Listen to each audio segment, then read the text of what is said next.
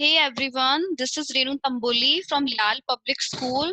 So children, as we know that our first chapter is going on. In our last class, we have discussed about definition of sentence and some things which is very important whenever we write any sentence. मतलब हमने sentence की definition read की थी और क्या किया था, sentence बनाते टाइम कौन सी तीन ऐसी चीजें होती है, things होते हैं, rules होते हैं जिससे ध्यान में रखना होता है.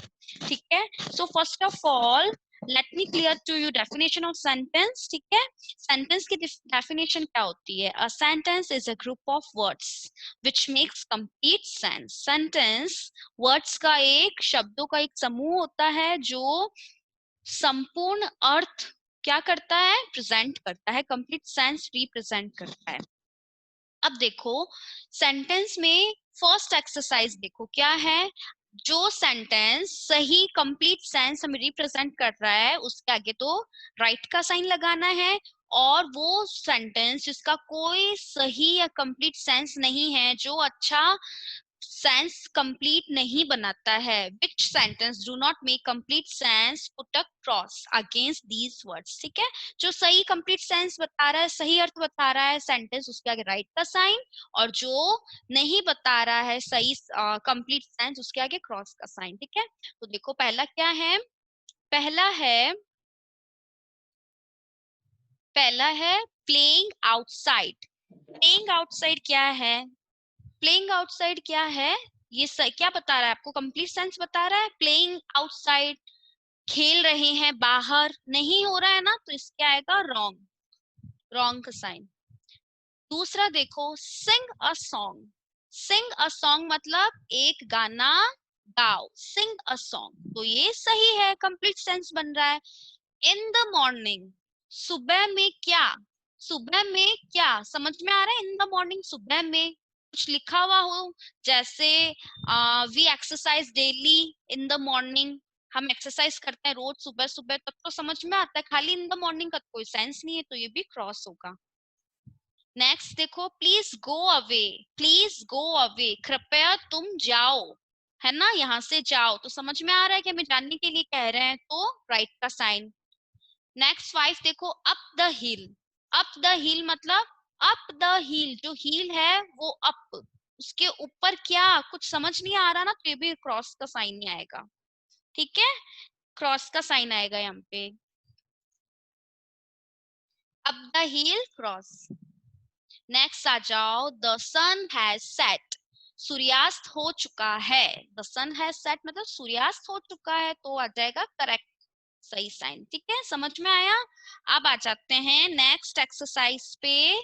Exercise number 3. सेकंड हमने कर ली थी एक्सरसाइज, आपको पता होगा. आज एक्सरसाइज 3 नंबर करते हैं. इसमें देखो क्या करना है, बहुत इजी है ये. क्या करना है, जो 3 थिंग्स मैंने आपको बताई थी ना सेंटेंस में, क्या कि पहला सेंटेंस कहां से स्टार्ट होना चाहिए, कैपिटल वर्ड से शुरू होना चाहिए, और लास्ट में सेंटेंस के फुल स्टॉप मतलब डॉट लगाना है हमें. ठीक है. और थर्ड क्या थी कि सेंटेंस के जो ऑर्डर्स है वो करेक्ट प्रॉपर ऑर्डर में मेंशन होने चाहिए, अरेंज होनी चाहिए. तो देखो पहला यहाँ पे टर्न है. सेकंड देखो अशोक इज 8 years old, तो सारा क्या है, प्रॉपर वे में अरेंज है ना, अशोक इज 8 years old. अब दो ऐसी चीजें देखो क्या नहीं है, एक तो यहाँ पे पीछे पीछे फुल स्टॉप नहीं है, तो फुल स्टॉप लगाना है हमें, और अशोक का जो ए है ना वो कैपिटल आएगा. ठीक है. और सारा वैसा का वैसे sentence, Ashok is 8 years old, dot, full stop. ठीक है, फुल स्टॉप बोलेंगे इससे. नेक्स्ट देखो there are 7 days in a week. Proper way में है सारे वर्ड. अब टी है वो कैपिटल में लगाना है. There are 7 days in a week, then full stop. ये जितने भी क्वेश्चंस है ना बेटा, सब में आगे आपको क्या करना है, कैपिटल लेटर में फर्स्ट अल्फाबेट लिखना है. जैसे ये टी है तो ये भी कैपिटल में लिखना है, और पीछे फुल स्टॉप लगाना है. वी है 5 नंबर में, देखो डब्ल्यू ई वी, डब्ल्यू क्या है, छोटा स्मॉल है, उसको भी कैपिटल लेटर में लिखना है और फुल स्टॉप लगाना है. कर लोगे आप, हो जाएगा. ठीक है. अब देखो अब क्या करते हैं, एक बार और मैं आपको बता देती हूँ सेंटेंस बनाते टाइम 3 चीजों का ध्यान रखना है। पहला, कैपिटल लेटर में पहला वर्ड होना चाहिए, सेंटेंस कंप्लीट होने के बाद फुल स्टॉप, और तीसरा, सेंटेंस के जितने भी वर्ड्स है वो प्रॉपर ऑर्डर में मेंशन होने चाहिए।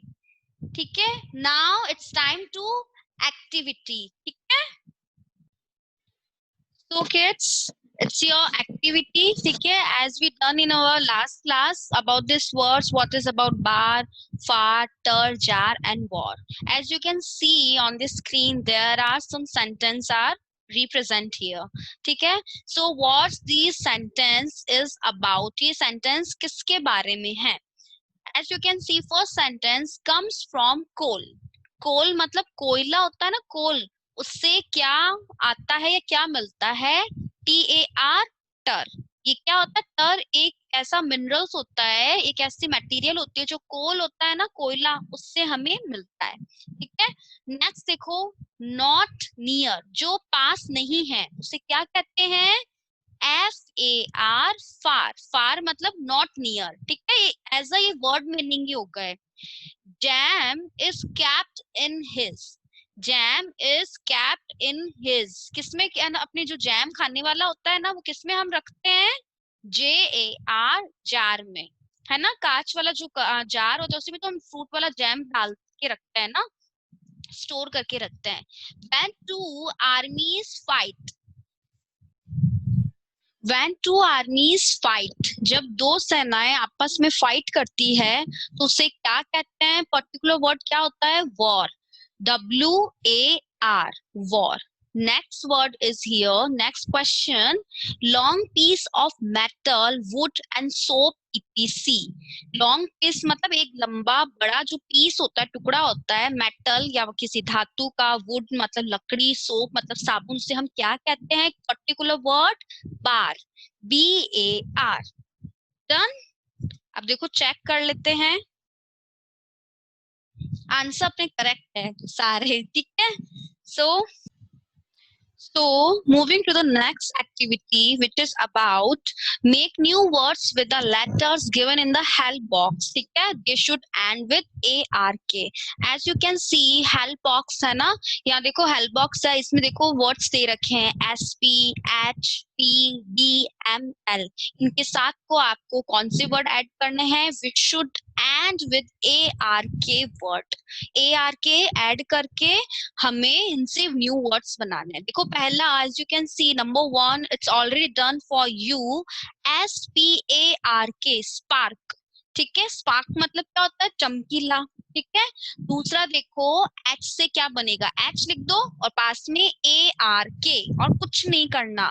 हार्क मतलब क्या होता है? सुनना, किसी साउंड को सुनना। ठीक है, नेक्स्ट P से देखो, P के साथ ARK लगेगा तो क्या बना? पार्क। पार्क मतलब क्या होता है? पार्क को पार्क ही कहते हैं, या बगीचा भी कह सकते हो आप, है ना।